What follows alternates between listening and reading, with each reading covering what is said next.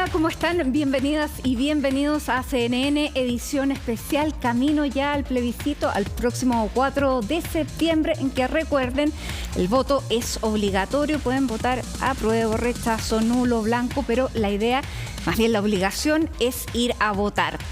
En este programa vamos a hablar de los derechos sociales y de cómo se financian los derechos sociales, porque uno de los grandes cambios de esta propuesta de nueva Constitución está precisamente en eso, en garantizar un Estado social de derechos. Y muchas de las expectativas están en poder satisfacer esos derechos.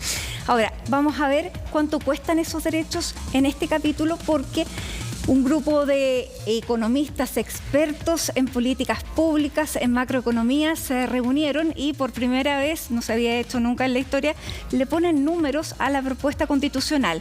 Bueno, ¿quiénes son los que participaron? Está aquí conmigo, lo presento de inmediato, Rodrigo Vergara, expresidente del Banco Central, además un tremendo economista, doctor de Harvard e investigador del CEP. Bienvenido, Rodrigo. Muchas gracias, Matilde. Muchas gracias por la invitación. Un placer estar aquí en CNN hoy día. Bueno, junto contigo estuvieron Andrea Betancourt, estuvo Guillermo Larraín, Claudia Martínez, Gabriel Ugarte y Rodrigo Valdés. Correcto. ¿A todos juntos se les ocurrió hacer esto? ¿Fueron encargados por las instituciones a las que pertenece cada uno? Porque nunca se había hecho. Nunca se había hecho. Yo creo que es una de las cosas interesantes de este ejercicio. La verdad es que se le ocurrió a uno u otro y empezamos a ponernos de acuerdo y finalmente armamos este grupo de 6 personas, que es un grupo bastante transversal y además de distintas instituciones. La pregunta básica que nos hicimos fue: ¿por qué cuando se hace un proyecto de ley que implica costos para el fisco, se tiene que hacer un informe financiero donde básicamente se expliciten esos costos? Y cuando se discute en el Parlamento, lo que se hace, además de discutir los méritos del proyecto, se ven esos costos y se cuantifican y se ve si es mucho, si es poco, se ajustan, etc. ¿Por qué estamos en este momento discutiendo como se ha dicho por ahí, como se dice popularmente, por la ley de todas las leyes, la Constitución? Uno no puede o no debe hacer un estudio de los costos. Entonces, esa fue la pregunta básica que nos hicimos. Y ahí empezamos con un análisis básicamente de los costos que implicaría la implementación de la propuesta de nueva Constitución. Fue un trabajo largo, la verdad, o sea que varios meses. Es un ejercicio enorme porque hay muchas variables que tienen que estar equilibrando, porque es todo digamos, en una maximización de escenarios, de realización de cada uno de los proyectos, de la satisfacción de cada uno y la universalidad de cada uno de los derechos. Por lo tanto, me parece que es una tarea realmente titánica. Fue una tarea, sí, fue una tarea bien amplia, un esfuerzo bien grande. Y no solamente lo que tú dices, Matilde, sino que además un poco contra el tiempo, porque recordemos que hasta marzo, cuando empezamos este trabajo, en marzo no teníamos un texto. Evidentemente ya había cosas que se sabían, cosas que habían pasado al Pleno, que se estaban discutiendo, que habían pasado, que se empezaban a aprobar. Nosotros empezamos con eso, pero el texto lo tuvimos bastante más tarde y después el texto armonizado incluso más tarde todavía. Entonces lo que fuimos es yendo artículo por artículo y discutiendo entre nosotros, bueno, esto ¿tiene costos para el fisco, sí o no? Y básicamente lo que hicimos fue, determinamos que había 29 ítems generales. Cada uno de esos ítems a su vez tenía subítems. Que los vamos a revisar. Exacto, pero entonces esos 29 los agrupamos y empezamos esta tarea de costear, que obviamente que implicó un ejercicio bien largo y bien intenso. Como buenos economistas, lo primero que se preguntaron también es con cuánto contamos. Básicamente con la reforma tributaria que se propone, que cuando esté en régimen pretende recaudar un 4,1%. Revisemos aquí en la gráfica la primera estimación que se hace, porque hay que ver de dónde se sacan los recursos y cuánto costaría efectivamente esta propuesta constitucional. Y ahí vamos a revisar la primera gráfica. Ustedes hacen la comparación del costo estimado con las reformas tributarias. Y ahí está la reforma que proyecta el presidente Gabriel Boric, que es de un 4,1, lo que proyectó la presidenta Bachelet, que fue un 3, pero finalmente se consiguió la mitad. ¿Y cuáles son estos dos escenarios que ponen ustedes?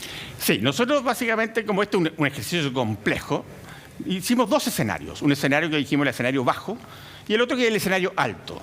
¿Cuál es la diferencia entre esos dos escenarios? El escenario bajo es un escenario donde se cumplen con los derechos que están establecidos en la Constitución, en la propuesta de Constitución, sin embargo, en forma quizás menos intensa que en el escenario alto. En el escenario alto son más intensas. Por ejemplo, un ejemplo bien concreto, en vivienda, ¿cierto? En la Constitución se establece el derecho a una vivienda digna. En el escenario bajo dijimos, ok, supongamos que esas viviendas son de un cierto tamaño, 45 metros cuadrados. En el escenario alto dijimos, no, supongamos que son un poquito más grandes, 55 metros cuadrados. Si tú te das cuenta, no estamos haciendo cosas como extraordinarias, ni muy grandes, ni muy excesivas. ¿Y lo plantearon en la universalidad del ejercicio de este derecho? Sí, o sea, por supuesto, todas las personas que necesitan estarían contempladas todos ya con una vivienda propia. Sabemos que hay un déficit de vivienda de 640.000 viviendas. Suponemos que ese déficit se cierra. Ahora, supusimos que ese déficit se cierra en 10 años, porque evidentemente no se puede cerrar de un día para otro. Pero además, por ejemplo, en el mismo caso de vivienda, hay otro gran número de viviendas que no tiene, o se estima que no tiene las condiciones de vivienda digna, y por lo tanto supusimos que ahí había un gasto adicional para reparación. Y también supusimos que las nuevas viviendas que se iban a construir, de aquí a las nuevas viviendas sociales, iban a tener estándares un poquito más altos. Y así, digamos, por ejemplo, ese fue el caso de vivienda. Y así fuimos sumando en general, y llegamos a los costos que se muestran en pantalla, que son entre aproximadamente 9 y 14 puntos del PIB. Y como comparación, tal como tú decías, la reforma tributaria que presentó recientemente el presidente Boric al Congreso es de 4 puntos del PIB. Eso significa que en el escenario bajo sería más del doble de esa reforma tributaria. Y en el escenario alto sería más del triple de esa reforma tributaria. La reforma de la presidenta Bachelet pretendía recaudar un 3% del producto, 3 puntos del producto. Terminó recaudando aproximadamente 1,5 puntos. Y por lo tanto, digamos, son el número de veces que es este aumento de gasto es muchísimo más en ese caso. Estamos hablando de 6 veces. Arcas, no tenemos ya las reservas que teníamos antes. Por lo tanto, vamos a ver cuánto nos costaría en el régimen alto y en el bajo con el presupuesto que tenemos. El presupuesto, ustedes lo estimaron, vamos con la siguiente gráfica. El presupuesto para 2022, este 2022, el proyectado es de 24,1. Bueno, si a este 24,1 le sumamos la torre de del escenario bajo, ahí tenemos un 33% que habría que gastar. Correcto, sí, exactamente. Y en el escenario alto, un 38,3% que está aún más lejano. ¿Cómo se financia eso? Bueno, es una gran pregunta. Y para ser bien honesto, Matilde, nosotros hicimos un cálculo de los gastos. La parte del financiamiento no está dentro del estudio que nosotros hicimos. Claro. Ahora, cuando uno piensa cómo se financia una cosa de esta naturaleza, que ciertamente es una cosa muy masiva, muy grande, no se ve normalmente en la experiencia internacional países que hayan aumentado en forma tan grande su tamaño del gasto fiscal como lo que vemos ahora. Uno puede pensar en distintas opciones. De todas maneras, esto es el pensamiento maximalista, digamos, dándole a todos los derechos que se están solicitando, entendiendo que, por ejemplo, hay derechos que me imagino que, o propuestas dentro de la Constitución que no se van a realizar todas de inmediato. Por ejemplo, el tema de las cárceles concesionadas. Yo creo que con este escenario económico nadie va a tener como prioridad dejar las cárceles que están concesionadas y pedir nuevas. A ver, pero allí nosotros hacemos lo siguiente en este ejercicio. Nosotros suponemos que esto es gradual en el tiempo, que no se hace de un momento para otro, porque estamos conscientes de que sería imposible que así fuera. No obstante, nosotros sí suponemos que se satisfacen los derechos. O sea, nosotros... Alguien podría decir, bueno, pero entonces no se van a satisfacer los derechos que están en la Constitución y por lo tanto no va a existir ese gasto. Bueno, pero si es el escenario, la verdad es que tampoco vale mucho la Constitución. O sea, nosotros suponemos que efectivamente se satisfacen los derechos y todas las condiciones que están en la Constitución. Bueno, vamos a ver en la gráfica cuánto cuesta satisfacer los derechos y las otras propuestas que son que están también dentro de la Constitución, que necesitan infraestructura, que necesitan también recursos para eso. Pero vemos que ahí lo tenemos en los derechos fundamentales y garantizados está prácticamente todo el gasto, ¿no? Absolutamente. La mayor parte del gasto, y por un margen bastante considerable, está precisamente en los derechos garantizados. Ahí está el escenario bajo y el escenario alto bajo, que es un 8%, y el alto, que es un 12 y algo por ciento, que son que allí es donde está en la mayor parte del gasto, que por lo demás no debiera ser ninguna sorpresa, ¿cierto? Es natural que ahí estén. Claro, lo que llama la atención es que todos los que siguen, la proporción es bajísima comparado con, con el primer capítulo, digamos. Después viene Estado regional y organización territorial, luego está el sistema de justicia, la naturaleza y el medio ambiente, principios de disposiciones generales, participación democrática, buen gobierno y función pública y finalmente órganos autónomos constitucionales. Claro, pero ahí hay un tema que también es importante dejar en claro. Esto depende mucho de cómo se organizaron los capítulos de la Constitución. Entonces, claro, la gran parte de los derechos está precisamente en lo que aparece ahí como derechos sociales. Por ejemplo, incluso la compra de tierras indígenas está ahí. Entonces, ¿por qué es tan grande? Porque básicamente está organizado así en la propuesta constitucional. Ahora, si uno se va a los derechos propiamente tal, y que eso lo tenemos en la siguiente gráfica, también hay derechos que tienen muy poco gasto en comparación. Por ejemplo, el derecho a la salud. Vamos a revisar que es el que ustedes calcularon un mayor gasto. Aquí tiene, claramente es el mayor.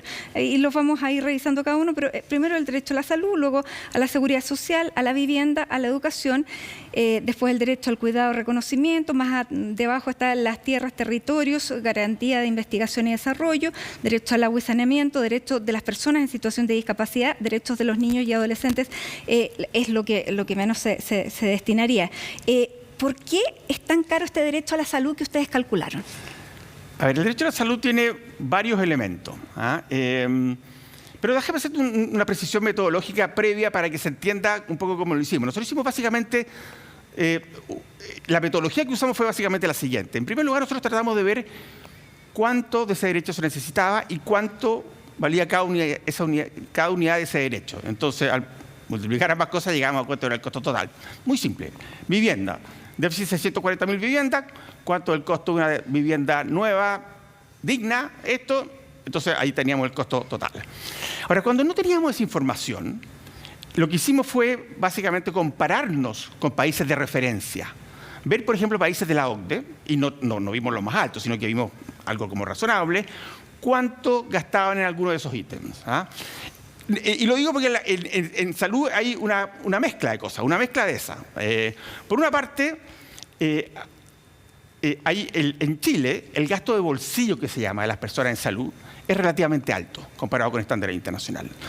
Un tercio del total del gasto que hacen las personas, de salud es gasto de bolsillo, o sea, gasto que hacen las personas directamente. Muchos de ellos básicamente medicamentos. Entonces vimos, ¿cuánto gasta de bolsillo las personas en los países de la OCDE? Y vimos que dentro del 25% que más gastan, o sea, nos pusimos en el escenario, no en un escenario muy exigente, nada, gastaban algo así como 23%. Y la mitad, la mediana, era algo así como 18%. Dijimos, supongamos que nos vamos a ese escenario. ¿Cuánto más tendríamos que gastar? Entonces ahí es parte de ese gasto. Perfecto. Lo mismo, por ejemplo, con salud mental. La Constitución consagra el derecho a la salud mental. Está dentro de la propuesta de nueva Constitución. Dijimos, ¿cuánto se gasta en eso? Y lo otro, que eso era más la primera metodología, o sea, cuánto plata sería cada persona, es el traspaso desde las ISAPRES a el sistema público de salud, hacia la actual FONASA, como se llama. ¿Se necesitarían, por ejemplo, cuántos hospitales para poder absorber esa Tenemos cantidad? ese cálculo, un cálculo adicional, para serte bien honesto, no lo recuerdo en este momento, pero está en el documento, pero se necesitan varios hospitales para absorber esa cantidad de gente.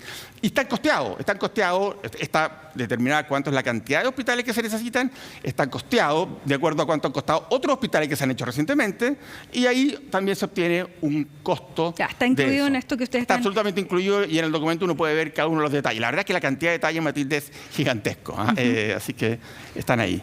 Bueno, vamos a revisar también los gastos del gobierno general con respecto al PIB en el actual y en los nuevos escenarios, y en esta comparación que tú me decías, Rodrigo, con los países medios de la OCDE, pero también ustedes ponen países en desarrollo y emergentes, que podríamos considerar que nosotros podríamos compararnos con eso más que con la OCDE, ¿no?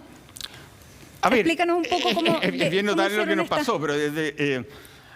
Siempre nos comparamos con América Latina, digamos. Entramos a la OCDE hace varios años atrás y nos empezamos a comparar con la OCDE.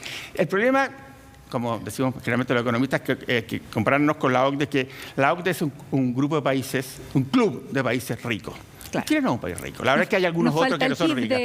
Claro. Está México, también está Turquía y hay otros países, pero la verdad es que no somos país rico. Entonces, nos comparamos con la OCDE, pero la verdad es que estamos en la cola de la OCDE. Pero bueno, habiendo dicho eso, efectivamente nosotros hicimos un cálculo para... Podemos volver a la gráfica anterior para ver cómo se hace ese cálculo. Ahí lo tenemos. Lo que hicimos es decir, ok, ¿cuánto es Chile actual?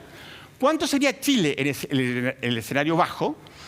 ¿Cuánto sería Chile en el escenario alto? Después, ¿cuánto es la mediana de los países en desarrollo y emergentes? Y después, la mediana de la OCDE. Y vemos que efectivamente, por ejemplo, este es el caso de salud. Vemos que Chile, en el escenario bajo, llegaría a algo menos que la mediana de la OCDE. Ya es y sería más que la mediana de los países en desarrollo y emergentes. Y en el escenario alto estaríamos incluso por arriba de la mediana de la OCDE. Vamos a revisar lo mismo pero en educación, que es la siguiente gráfica.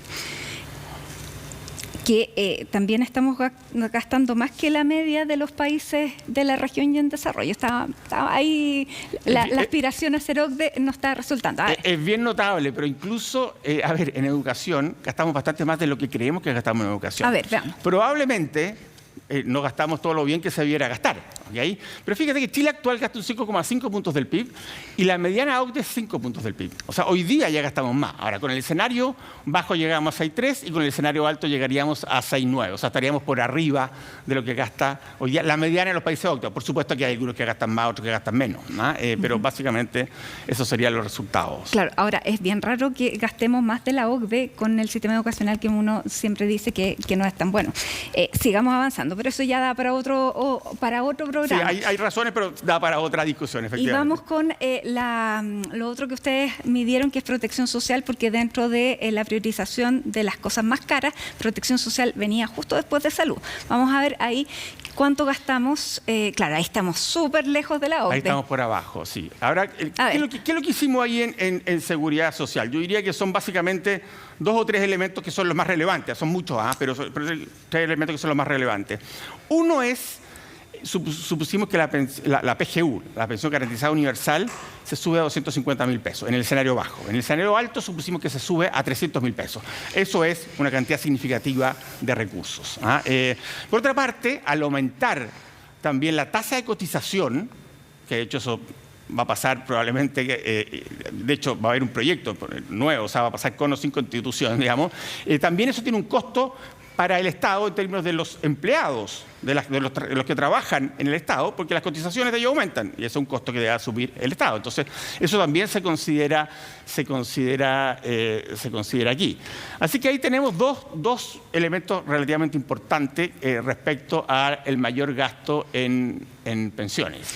Ahora, si uno mira... Y está todo el tema también de la administración, del sistema de pensiones. En la mediana de la OCDE en protección social es básicamente porque todas las personas tienen derecho a la protección social. Ahí no hay algunos que usan el sistema privado y los impuestos son muchísimo más altos, por lo tanto...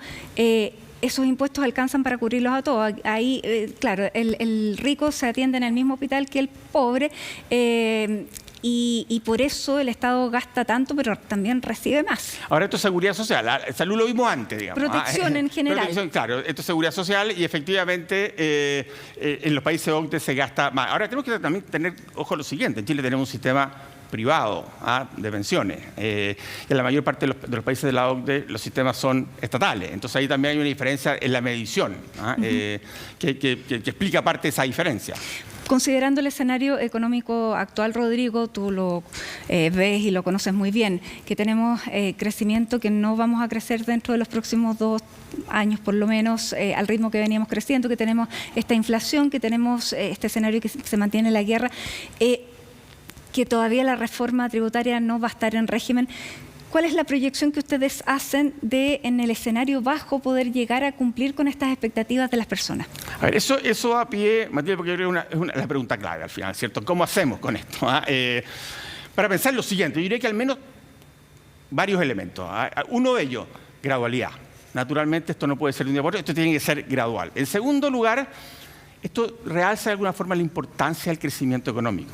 Es cierto, no vamos a tener crecimiento, ya el segundo semestre va a ser crecimiento probablemente negativo, el próximo año vamos a tener 0 negativo. Yo no recuerdo de alguna otra vez, desde que el Banco Central es autónomo, que el Banco Central haya proyectado un crecimiento negativo para el año siguiente, y hoy ya está siendo así. Pero, a ver, tenemos que pensar en formas de incrementar nuestro crecimiento. Llevamos muchos años con crecimiento bajo, y ciertamente todo esto que se ve tan difícil, sería igualmente difícil, pero quizás algo menos difícil si tuviéramos crecimiento más alto. Así que yo creo que ahí hay un elemento fundamental. El otro, tenemos que aumentar la eficiencia del Estado. Tenemos que, de alguna forma, disminuir aquellos gastos ineficientes. Y algo podemos lograr de eso, obviamente, quizás no demasiado, pero algo. El otro tema, siempre uno puede pensar en el endeudamiento. Pero ya nos endeudamos bastante. Pero el endeudamiento, primero que ya ha aumentado harto la deuda, y la verdad es que la deuda se tiene que pagar en algún momento. Entonces no tenemos mucho espacio para eso. Por lo y tanto, finalmente sí, van quedando los impuestos, ¿cierto? Y evidentemente en este escenario los impuestos tienen que aumentar, digamos. Efectivamente esto va a estar, y si no hay crecimiento, tienen que aumentar más todavía. Entonces eso implica reforma tributaria. El problema es que implica reforma tributaria todavía mayores que la que se está planteando hoy en día. Sin duda. Bueno, se nos acabó el tiempo, Rodrigo. No me quisiste dar el estimativo de cuántos años, 10, 15... No. El ejercicio que nosotros hicimos es un ejercicio para 10 años. Perfecto. ¿Okay? Ahora, toda la información está disponible, claro. Mesa, alguien puede cambiar eso, ponerle 20, ponerle menos, no sé, digamos. Pero el ejercicio que lo hicimos para 10 años nos pareció un plazo razonable. Bueno, menos discrecional que otros, quizás. Los números aquí están, la gente va a poder ahí revisarlos y tomar decisiones también en base a este trabajo, que además tiene economistas bastante transversales y ha sido reconocido por todos los grupos.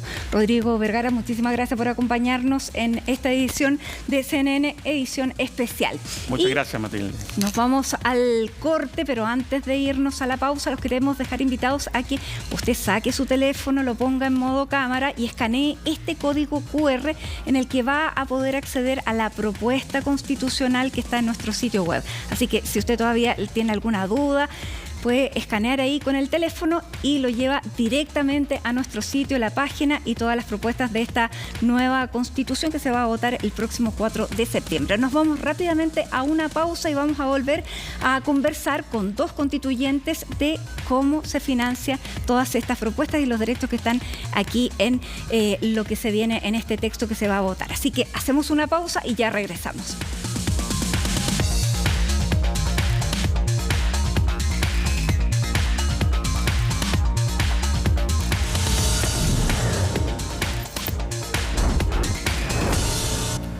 Y ya estamos de regreso en CNN, edición especial, hablando de derechos sociales en torno a la nueva propuesta de constitución con 2 grandes expositores, panelistas, 2 grandes constituyentes. Gracias por venir, Ruggero Cozzi de Renovación Nacional, Fernando Atria del Frente Amplio. Bienvenidos a los 2. Muchas gracias, Matilde, gracias por los grandes. Sin duda, son parte de los 154 destacados constituyentes. Bueno, ustedes hicieron el ejercicio cuando comenzaron a hablar de los derechos, del financiamiento que tenían que tener estos derechos, Fernando. Es que el reconocimiento constitucional de los derechos no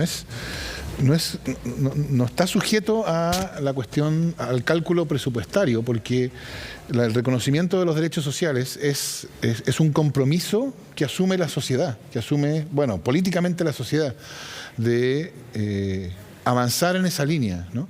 Entonces, por cierto, los recursos que estén disponibles, que se puedan poner a disposición de la construcción del Estado social, van a afectar el ritmo de construcción. ¿Cuán rápido va a ser eso? ¿Cómo se va a avanzar? ¿En qué dirección se va a avanzar? Eso va a depender, por cierto, de los recursos que están disponibles. Pero la idea de avanzar, por ejemplo, hacia un sistema nacional de salud que atienda a todos en atención a su necesidad médica y no su capacidad de pago, eso es un compromiso social con el derecho a la salud que no depende en el momento en que se asume del cálculo respecto de los recursos disponibles. Claro, pero suponemos que hay una expectativa de tiempo en la ciudadanía que va a ir a votar el próximo 4 de septiembre. Ruggero. Bueno, lamentablemente el debate presupuestario y del financiamiento de muchas de las propuestas que hay dentro de este borrador de constitución, no solo los derechos sociales, también otras instituciones que se crean, careció de un análisis presupuestario.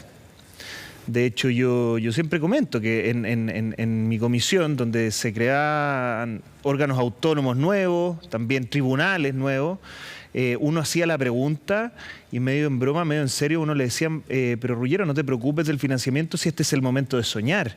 Y yo creo que detrás de eso hay una concepción de lo que debe ser una constitución que yo no comparto. Para mí la constitución es sobre todo un sistema de reglas que limita el poder del gobierno, que facilita la gobernabilidad y que establece los derechos y libertades de las personas. Pero aquí muchos constituyentes, no digo que sea la posición de Fernando, pero muchos constituyentes tenían una concepción un poco mágica, un constitucionalismo mágico de que aquí bastaba poner las cosas en el papel y se van a materializar en la realidad. Y sabemos que no es así. Sabemos que las cosas tienen un costo, requieren ser financiadas y tenemos que generar también un contexto normativo que permita el crecimiento económico, porque la evidencia lo que demuestra es que en la medida en que hay más crecimiento podemos recaudar más como fisco. Pero en el marco de un Estado de derechos, en el marco de un Estado, de una Constitución que reconozca derechos en la sociedad, que no sea la Constitución que tenemos ahora.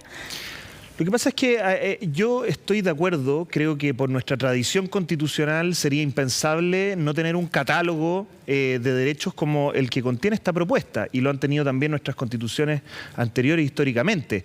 Este es un catálogo más largo, podríamos decir más completo. Yo voté a favor de varios derechos nuevos, por ejemplo el derecho humano al agua y al saneamiento, el derecho de acceso a la vivienda, me parece que está bien. Pero la gran pregunta, Matilde, y donde yo creo que tenemos más discrepancias, es qué modelo garantiza mejor el poder financiar y materializar estos derechos en la práctica.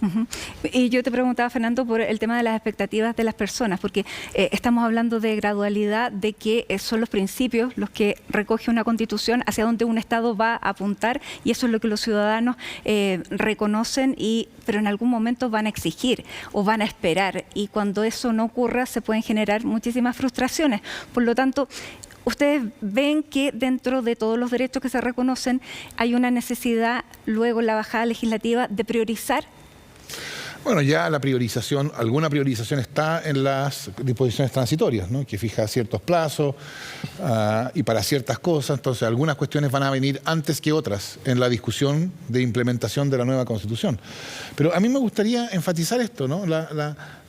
Uno no puede pensar que una Constitución es principalmente un dispositivo de limitación del poder del Estado. Porque, por cierto, lo es. Aquí el énfasis está en principalmente, ¿no?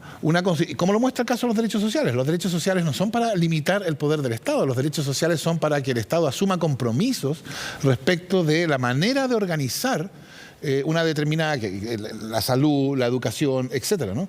No es, si uno lee lo que dice la Constitución en términos de seguridad social o derecho a la educación o derecho a la salud, derecho a la vivienda, el énfasis no está puesto en la idea de que como consecuencia de la entrada en vigencia de la Constitución cada individuo podrá ir y reclamar algo para sí.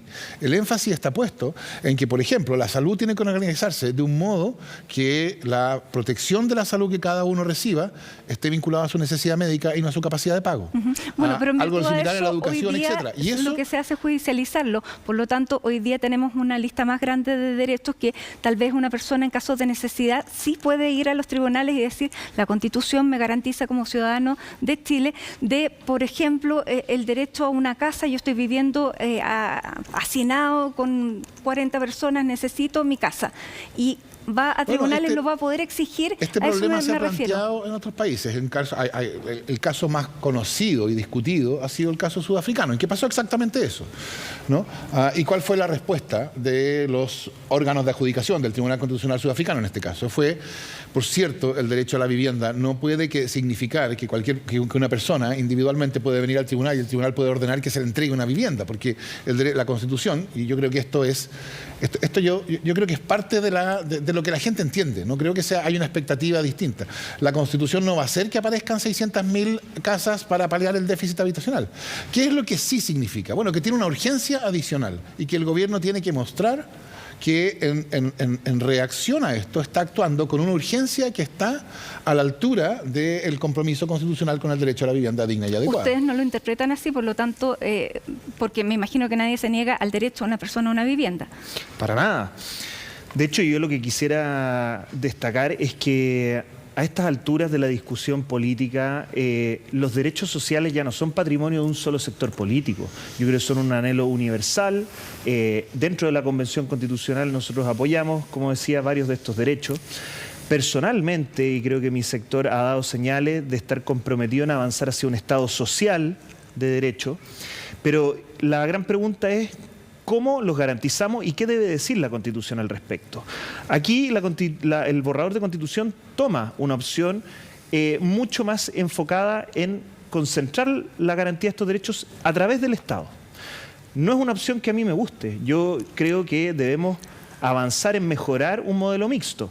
Pero además hay otro componente que tú bien lo mencionabas, Matilde. Aquí se colocan muchos incentivos a que en vez de que el diseño de políticas públicas lo haga el legislador y el Poder Ejecutivo, todo se termine judicializando a través de la acción de tutela que propone este borrador, que es muy parecido al modelo colombiano.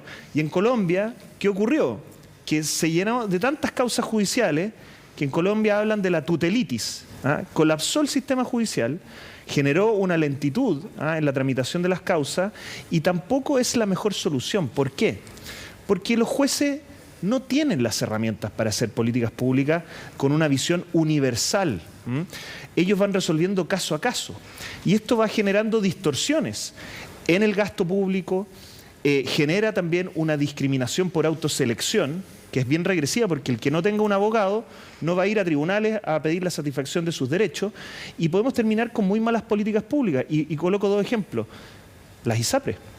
Llevamos 12 años de judicialización del tema salud por inacción del legislador y de los gobiernos de todos los colores políticos y resulta que hoy día estamos viendo las consecuencias de esto.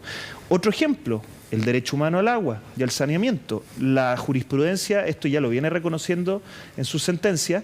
¿Y cuál ha sido la solución de los jueces? Ordenar a los municipios y a los gobiernos provinciales a comprar camiones de aljibe. Y vaya usted a decirle a una persona que hoy día no tiene agua potable y alcantarilla que le van a seguir abasteciendo con camiones de aljibe. Es una mala política pública, pero no es culpa de los jueces. Es culpa del diseño institucional que este modelo profundiza, el de la propuesta constitucional. Ahora, estamos en un momento también complicado, en un escenario complicado económico mundial y probablemente eso no estaba en el diseño inicial de nadie. Primero, claro, esta propuesta sería muy distinta.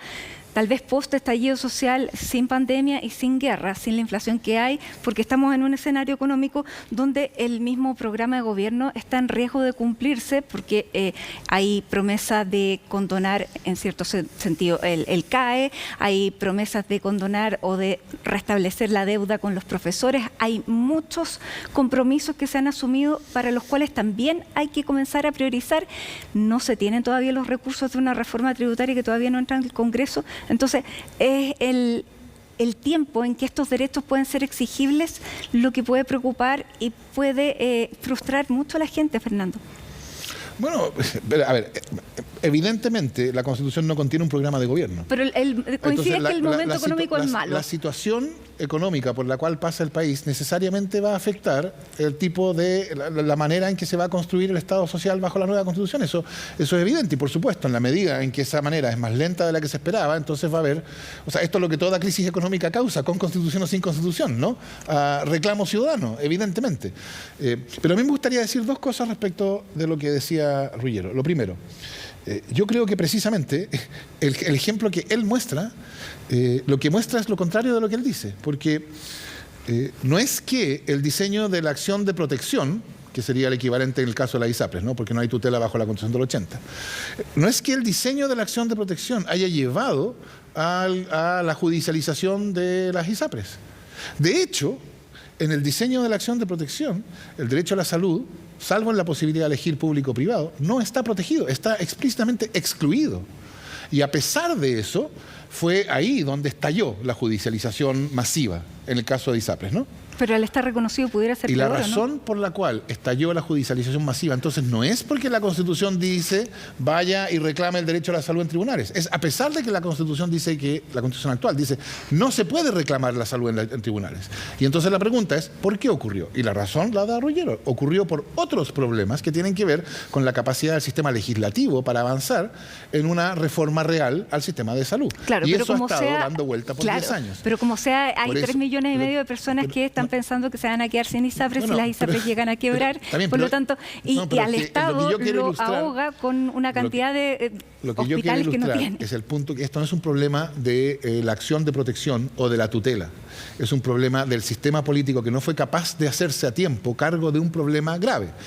El sistema político de la nueva Constitución es un sistema que está más adecuado para poder hacerse cargo de esos problemas y entonces la presión por la judicialización que viene dada por la incapacidad del sistema político de reaccionar va a bajar. Y la otra cosa que a mí me gustaría decir es que esto del Estado social, porque ahora resulta que somos todos partidarios del Estado social y a cierto nivel yo celebro eso, por cierto. Pero claro, la pregunta es, ¿de qué somos todos partidarios? ¿Qué es un Estado social? Y yo creo que esta es una cuestión fundamental y central en la Constitución. Yo lamento que la discusión sobre la nueva Constitución le haya puesto tan poco foco a esta cuestión. ¿Qué es el Estado social? Y una manera de decirlo es...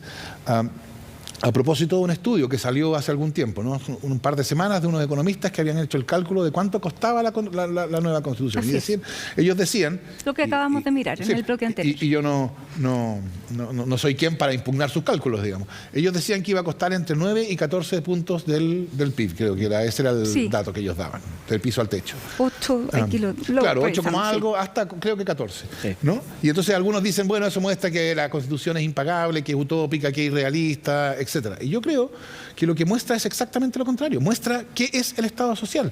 El Estado social es un Estado que se encarga de que una parte mayor de la riqueza social, entre 9 y 14 puntos del PIB, 8,9, 14,2. eso, una parte más grande de la riqueza social, vuelva a la sociedad para financiar las condiciones materiales de bienestar para todos. Por y de ejemplo, ese modo, claro, la prosperidad social cede en beneficio de todos, no por rebote, sino porque ese es el diseño, ese es el sentido del Estado social. Para eso es el Estado social. Y en el caso, te lo quiero poner, en el caso de la salud, Ruggiero, porque ya el 7% no va a ir a las ISAPRES, el sistema público va a recoger este 7%, es que no es el mismo Estado que hoy entrega estas prestaciones, sino que va a ser un Estado, entre comillas, más rico, porque tiene el 7% de 3,5 millones de personas que sí cotizan más y tienen más recursos. Eso permite ir caminando, avanzando en esta gradualidad para cumplir la promesa. Ahí se puede asegurar. Lo que pasa es que el 7% al final es el mecanismo de financiamiento y la pregunta es cómo se gasta. Porque hoy día, la verdad es que si uno compara el nivel de gasto entre el sector privado de salud, ISAPRE y FONASA, por paciente es muy parecido. Es cierto que en el sistema público tenemos pacientes y usuarios que tienen peores condiciones de salud y ahí obviamente que hay un matiz que hacer, pero la verdad es que hoy día el modo en que el Estado gasta el presupuesto de salud es ineficiente. Estamos llenos de gastos innecesarios, de problemas de gestión de la salud pública y al final llevamos años discutiendo, buena parte de la clase política, sobre todo el discurso de izquierda, es eliminar las ISAPRE, cuando en realidad creo yo que el foco es, bueno, cómo mejoramos el sistema público y es de todo sentido común, porque la gente lo que hace hoy día es eludir el sistema público, trata de arrancar y por eso si puede usar un bono FONASA lo utiliza y trata de buscar prestadores privados y lo mismo sucede en educación y así sucesivamente. Ahora, para tomar los Pero ahora datos el prestador público va a tener más recursos. Es que o sea, tú quiero no ir confías en cómo se vaya a Por eso, administrar. la pregunta es cómo se va a gastar. Y fíjate tú que este estudio del CEP, del costo directo que trae esta propuesta de Constitución, trae un indicador que es bien decidor, aproximadamente un poco más del 12% de ese aumento de costo es administrativo, puro costo administrativo, funcionario, horas hombre, burocracia. Entonces, resulta que hay sueldos, hay por lo mismo, pero resulta que muchas veces esa plata está muy mal utilizada. En el caso del problema hídrico, que es lo que me toca a mí por mi distrito, por ejemplo, toda la gente en Petorca sabe cuánto cuesta construir un pozo profundo. Pero si lo hacen a través del Estado, sale casi 4 o 5 veces, más la licitación que se demora, más todas las trabas burocráticas. Entonces, yo creo que ahí hay un problema. Esta propuesta constitucional no solo aumenta el costo directo del PIB que se requiere para poder financiar todos estos compromisos, sino que hay mucha costo administrativo, burocracia. Y claramente es una propuesta que no tiene financiamiento en el largo plazo. Los niveles de crecimiento que hoy día tiene Chile no permitirían financiar esta propuesta ni en 20 años plazo, por lo que han dicho muchos economistas. Entonces yo creo que ahí viene el tema principal de esta discusión. Porque efectivamente, si se elevan las expectativas, vamos a tener frustración. Y yo creo que ahí esto es responsabilidad, efectivamente, no tanto de lo que diga la Constitución, sino de lo que se está diciendo. La retórica política del sector de Fernando ha sido ofrecer las cosas de una manera bastante poco rigurosa, generando expectativas para poder ganar elecciones, y resulta que ahora con guitarras la cosa es bastante más difícil, y yo creo que podríamos tener el mismo problema con esta propuesta constitucional. Fernando. No, yo no estoy de acuerdo con que esa ha sido la retórica política del sector al cual yo pertenezco, pero a mí me gustaría decir 2 cosas. Una es que no es correcto, creo yo, decir con la nueva Constitución el 7% deja de ir a las ISAPRES y pasa a ir al sistema público, porque eso sugiere que, o sea, eso supone que lo que la Constitución llama un sistema nacional de salud, universal, público, integrado, es lo que hoy día existe como salud pública por oposición a lo que hoy día existe como salud privada.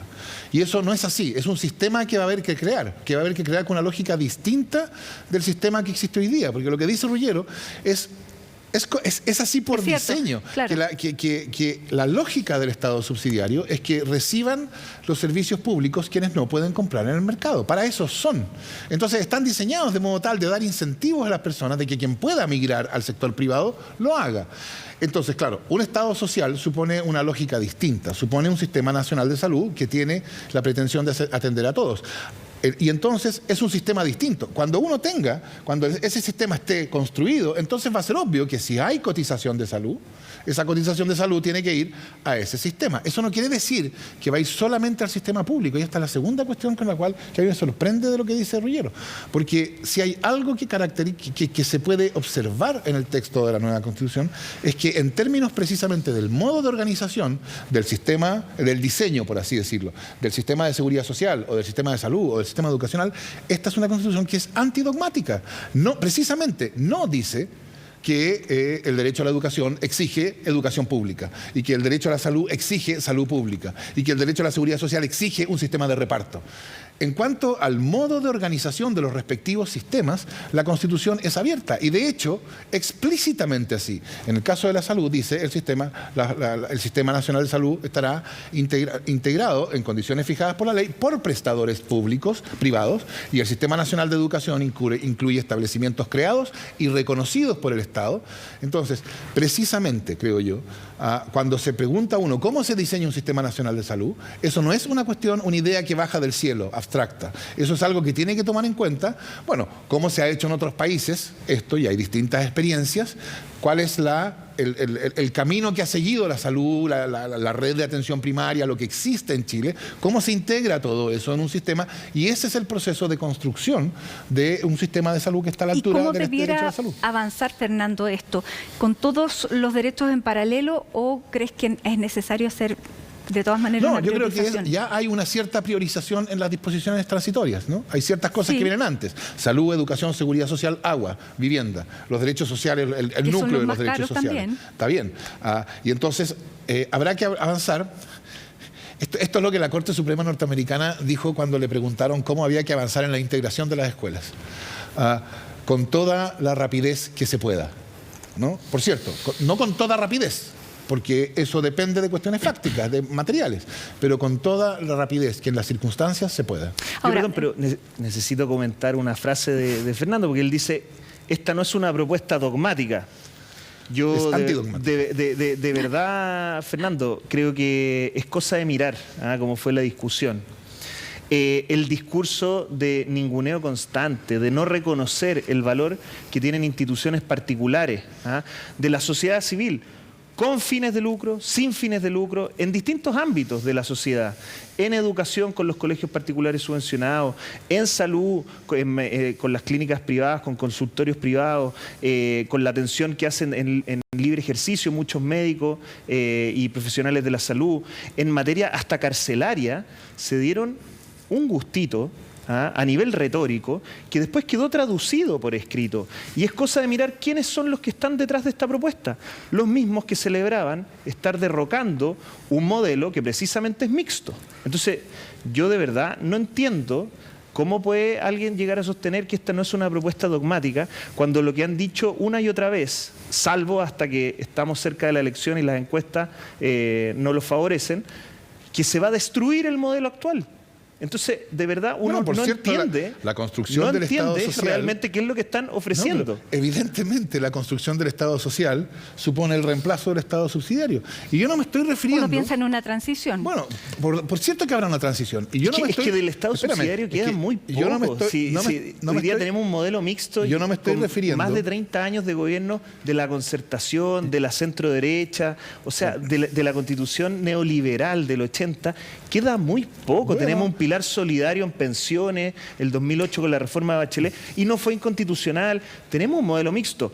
Avancemos, profundicemos en ese diseño, pero yo de verdad no puedo creer que alguien diga que esta no es una propuesta dogmática, cuando justamente toda la retórica que ha acompañado el proceso constituyente es concentrar todo en el Estado. Pero es que precisamente en lo que tú dices se responde lo que tú observas. Porque tú estás mirando a toda la retórica que ha acompañado el proceso constituyente. Tú estás mirando a lo que algún convencional, uno o varios, dijeron en la convención que a ellos les parecía. Y evidentemente una convención de 255 personas tiene distintas posiciones, y hay algunas posiciones que son más hostiles a la iniciativa privada, hay unas que eran más amistosas con la iniciativa privada. Evidentemente todo eso es parte de la experiencia política que todos tenemos al conversar con la gente que nos rodea. Lo que importa, lo que se vota el 4 de septiembre, sin embargo, no son las opiniones que cada convencional sostuvo en las comisiones respectivas o en los puntos de prensa de la convención. Convengamos, Fernando, que están muy contentos con la propuesta todos esos convencionales. Entonces yo creo que refleja muy bien su idea. Bueno, pero si no hay nada misterioso, no es que no sepamos cuál es la propuesta y tengamos que interpretarla a la luz de lo que dice esto. Es que no es que ese discurso haya quedado lo que tenemos que hacer, afuera, está dentro de la propuesta. Esa es la cuestión. No, precisamente no. Es cosa de...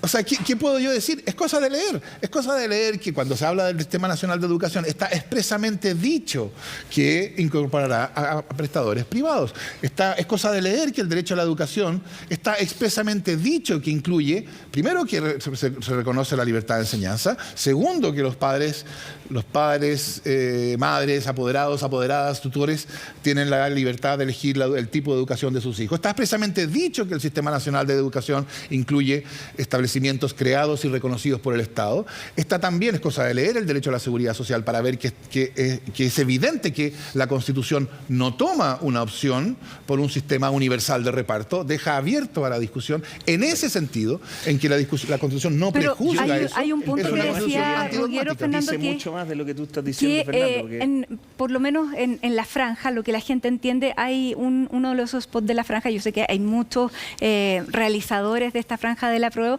aparece un trabajador que dice, ya si aprueban, si gana la nueva Constitución, no voy a tener que tener dos pegas.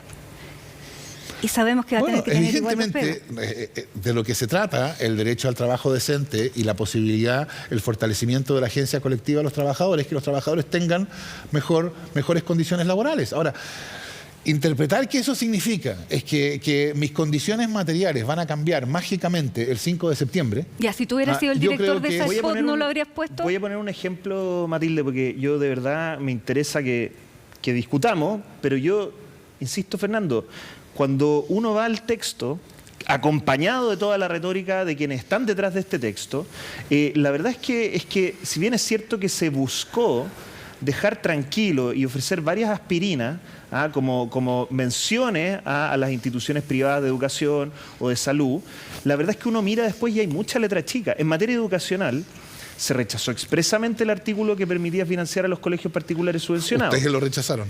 No, yo voté a favor. Nos queda No, muy ustedes poco. colectivamente.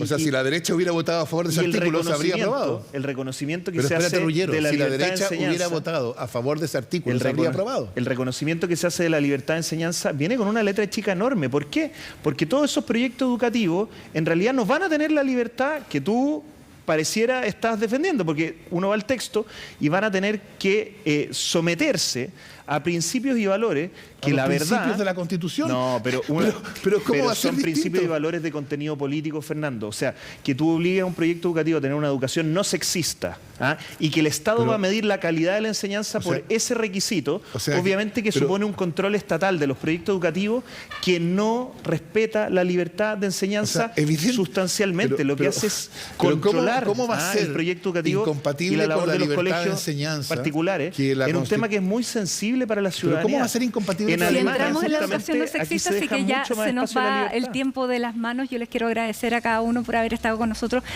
Por cierto, hay mucho interés, mucha gente ha comprado la Constitución, la están leyendo. Así es. Se está debatiendo, por lo tanto, la invitación a debatirla también en sus casas, aprovechando este debate, porque nos sorprende mucho que la gente, cuando va a los debates, tiene los textos subrayados. Hay personas que la están leyendo y que están debatiéndolo. Así que les agradecemos haber enriquecido este debate en torno a los derechos, que nos hubiera gustado, tienes razón, conversar mucho más. Y a ustedes también en sus casas, muchas gracias por acompañarnos en CNN Edición Especial. Que estén muy bien, sigan junto a nosotros.